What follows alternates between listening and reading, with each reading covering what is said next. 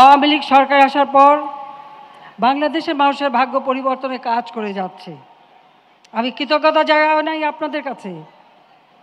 আপনারা নৌকা মার্কায় ভোট দিয়ে আমাদেরকে জয়যুক্ত করেছেন, আমাদের আবার সেবা করার সুযোগ দিয়েছেন, সেজন্য আপনাদের প্রতি আমাদের কৃতজ্ঞতা রইল। আজকে ধারাবাহিকভাবে গণতন্ত্র আছে বলেই দুর্যোগ দুর্বিপাকে আমরা মানুষের পাশে দাঁড়াতে পারি। ধারাবাহিকভাবে গণতন্ত্র আছে বলেই মানুষের আর্থসামাজিক উন্নতি হয়। দেশের উন্নতি আজকে বলার কিছু নেই, আপনারা নিজেরাই জানেন। আমরা রাস্তাঘাট পুল ব্রিজ করে দিয়ে আপনাদের যোগাযোগের ব্যবস্থা, বিদ্যুতের ব্যবস্থা সব করে দিয়েছি। সেই রিবেলা ঝড় এবং জলোচ্ছ্বাস, এবারের জলোচ্ছ্বাস খুবই অস্বাভাবিক জলোচ্ছ্বাস হয়েছে। আমি ধন্যবাদ জানাই যে আমরা সাইক্লোন শেল্টার করেছি, সেখানে মানুষ নিরাপদ আশ্রয় পেয়েছে। দুর্যোগ সহনীয় ঘর ভূমিহীন কৃষক যারা গৃহহীন তাদের মধ্যে বিতরণ করেছি, যে কারণে মানুষ অন্তত আশ্রয়ের জায়গা পেয়েছে। পশু পাখি আশ্রয়ের ব্যবস্থা আমরা করে দিয়েছি। আমরা চাই যে এই দুর্যোগ থেকে আমাদের এই অঞ্চলের মানুষ যেন মুক্তি পায়, কারণ আমরা জানি এই অঞ্চলটা সবসময় দুর্যোগ প্রবণ। ইতিমধ্যেই যে সমস্ত রাস্তাঘাট ভেঙে গেছে সেগুলি মেরামত করার ব্যবস্থা নেওয়া হয়েছে। পাশাপাশি বাঁধ যেগুলি ভেঙে গেছে, বাঁধ নির্মাণের কাজ ইতিমধ্যে আমরা শুরু করে দিয়েছি, যাতে বর্ষার আগেই আমরা এই বাঁধগুলি নির্মাণ করে জলোচ্ছ্বাস বা পানির হাতে মানুষকে বাঁচাতে পারি, সেই ব্যবস্থা আমরা নিয়েছি। তাছাড়া যাদের ঘর বাড়ি ভেঙে গেছে ইতিমধ্যে আমরা খোঁজ নিতে বসেছি। তাছাড়া আমি এরপরেই আবার সকলের সঙ্গে বসবো, প্রশাসনের সঙ্গে বসবো, যাতে করে যেখানে যেখানে যাদের বাড়ি ঘর ভেঙেছে তারা যাতে ঘর বাড়িগুলি আবার মেরামত করতে পারেন, আবার নির্মাণ করতে পারেন, সেই ব্যবস্থাও ইনশাল্লাহ আমি করে দেব। অন্তত এইটুকু ভরসা আপনারা রাখবেন। জলোচ্ছ্বাসের কারণে অনেক পুকুরের পানি নোনতা হয়ে গেছে, কোনো কোনো জায়গায় মাছের ঘের থেকে শুরু করে অনেকগুলি ভেসে গেছে। যে সমস্ত আমাদের ভাগ্য ভালো যে ধান কাটা শেষ হয়ে গিয়েছিল, কিন্তু তারপরেও তরি তরকারি ফসল যেগুলি নষ্ট হয়েছে কৃষক যাতে আবার সেগুলি বপন করতে পারে তার জন্য বীজ সারের যা যা লাগে সব ব্যবস্থা ইনশাল্লাহ আমি করে দেব। নতুন উদ্যমে আবার যেন আপনারা চাষবাস করতে পারেন। আমরা চাই আমাদের 1 ইঞ্চি জমি অনাবাদি থাকবে না, আর সেদিকে লক্ষ্য রেখেই আমরা পদক্ষেপ নেই, আর সেই ব্যবস্থা আমরা করে দেব। আজকে এখানে মা বোনেরা আছেন, আমাদের দেশের যুব সমাজ আছে, মুরব্বীরা আছেন, আপনাদের সবাইকে আমি এইটুকু বলতে চাই যে মানুষের জীবনের যা চাহিদা, অন্ন বস্ত্র বাসস্থান চিকিৎসা শিক্ষা, তার ব্যবস্থা করবার জন্য যা যা দরকার আওয়ামী লীগ সরকার সেটা করে যাচ্ছে। আমরা কমিউনিটি ক্লিনিক করে দিয়েছি, 30 প্রকার ঔষধ বিনামূল্যে দিয়ে থাকি। ছেলে মেয়েদের পড়ার খরচ আমরা বিনা পয়সায় বই বিতরণ করি। মায়ের নামে আমরা বৃত্তির টাকা পাঠাই। আমরা যারা একেবারে হতদরিদ্র বিনা পয়সায় খাদ্য সাহায্য দিই। যারা কিনতে পারে না, এখন দ্রব্যমূল্য বেড়েছে, যে কারণে আমরা পারিবারিক কার্ড করে দিয়েছি। অল্প টাকায় যারা চাল ডাল তেল কিনে নিতে পারবেন সেই ব্যবস্থাটাও আমরা করে দিয়েছি, এবং দেশের মানুষ যেন না খেয়ে কষ্ট না পায় সেটাই হলো আমাদের লক্ষ্য। তাছাড়া সে মানুষের সার্বিক উন্নতির জন্য কাজ করে যাচ্ছি। আজকে এই দূর জায়গায় আসার জন্য আমরা যেভাবে রাস্তাঘাট ব্রিজ করে দিয়েছি তাতে অতি সহজে আজকে এই কলাপাড়া আসা যায়। ঢাকা থেকে রওনা হলে 7 ঘন্টার মধ্যে এসে পৌঁছানো যায়। আগে কিন্তু সে অবস্থা ছিল না, এমনকি আমি নিজেও একসময় সেই পটুয়াখালী পর্যন্ত এসে তারপর যেতে পারিনি, কুয়াকাটা যেতে পারিনি। আর তার মধ্যে সেখানে যেভাবে দুর্যোগ দেখা দেয় সেগুলি মোকাবেলা করা, আর বরিশাল পর্যন্ত আসতে তো 3-4 ঘন্টা, বরিশাল থেকে আপনার এই কলাপাড়া আসতে আর মাত্র 2-3 ঘন্টা 3 ঘন্টার মতো লাগে। বরিশাল থেকে 2 ঘন্টা, তো তার মানে 5-6 ঘন্টার মধ্যে আপনারা আসা যাওয়া করতে পারেন। এই যে ব্রিজগুলি আমরা করে দিয়েছি বিভিন্ন নদীর উপর, যার ফলে আজকে এই যোগাযোগ ব্যবস্থার প্রভূত উন্নতি হয়েছে। পাশাপাশি গ্রামে গ্রামে রাস্তাঘাট তৈরি করে দেওয়া আমরা করে দেব। দক্ষিণ অঞ্চল আমরা সবসময় অবহেলিত ছিলাম, যেখানে এখানে আমরা সেনানিবাস করে দিয়েছি।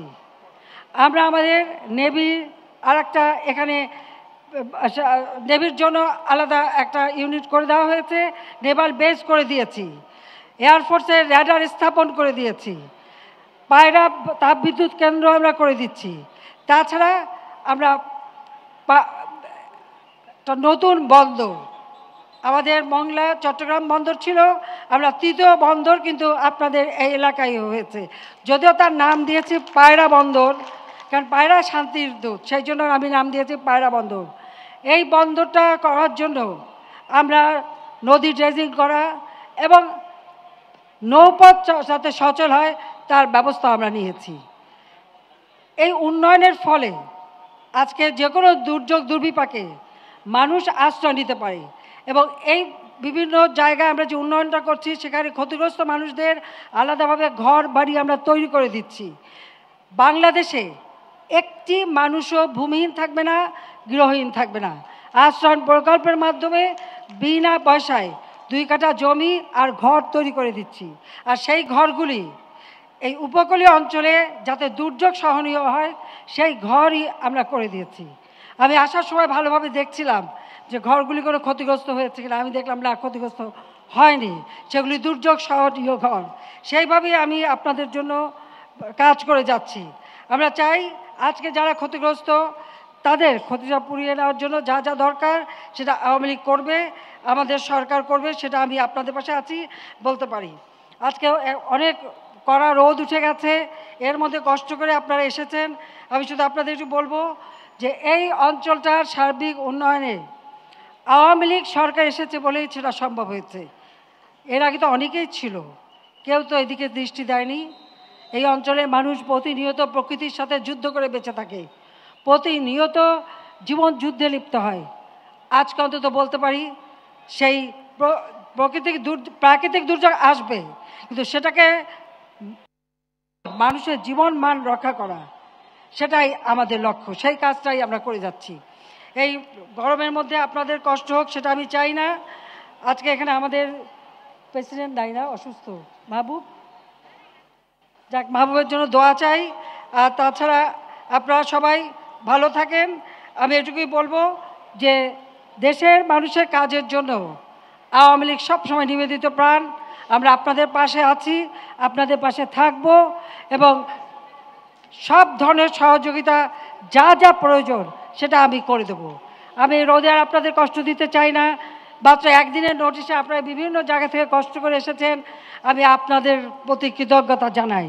বিদায়ের আগে বলে যাই, নিঃস্ব আমি রিক্ত, আমি দেবার কিছু নাই, আছে শুধু ভালোবাসা, দিয়ে গেলাম তাই। বাবা মা ভাই সব হারিয়েছি, বাবা মা ভাই হারিয়ে আসলে তো আমি নিঃস্ব রিক্ত। সব কিছু সহ্য করে সেই শোক বুকে নিয়ে শুধু আপনাদের পাশে দাঁড়িয়েছে। কেন? কারণ আমার বাবা সারা জীবন আপনাদের জন্যই কষ্ট করেছে, আপনাদের ভাগ্য পরিবর্তন করতে চেয়েছে। আজকে দারিদ্র্যের হার কমাতে পেরেছি, খাদ্য নিরাপত্তা দিতে পেরেছি, আজকে চিকিৎসার ব্যবস্থা করতে পেরেছি, শিক্ষার ব্যবস্থা করতে পেরেছি, যোগাযোগের উন্নয়ন করেছি, বিদ্যুতের ব্যবস্থা করেছি। সার্বিকভাবে একটা দেশের উন্নয়নের যা প্রয়োজন সেটা করে এই দেশটাকে আমরা উন্নত সমৃদ্ধ সোনার বাংলাদেশ করব।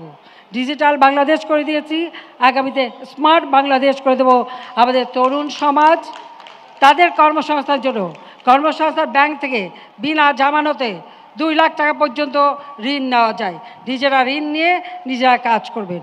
স্টার্ট আপ প্রোগ্রাম দিয়েছি, সেখানেও ভাতা দেওয়া হয়। এসএমই ফাউন্ডেশন থেকে ভাতা দেওয়া হয়, এমনকি আমাদের মা বোনদের অর্থনৈতিক অঞ্চল করে দিচ্ছি। শিল্প কলকারখানা গড়ে উঠবে, ফসল উৎপাদন হবে, আর শস্য উৎপাদন এবং প্রক্রিয়াজাত শিল্প গড়ে উঠবে। দেশের মানুষ খেয়ে পরে সুখী শান্তিতে থাকবে, কর্মসংস্থান হবে, সেই ব্যবস্থা করেছি। বেকারের সংখ্যা এখন মাত্র 3 ভাগ আছে, ইনশাল্লাহ সেটুকুও থাকবে না, সে ব্যবস্থাও আমি করে দেব। নিজের উদ্যোক্তা হতে হবে, নিজে উদ্যোগ নিতে হবে। সেই তরুণ সমাজকে সেটাই আহ্বান জানাবো। চাকরির জন্য ঘুরে বেড়ানো না, নিজে চাকরি দেবেন, সেই যোগ্যতা অর্জন করতে হবে।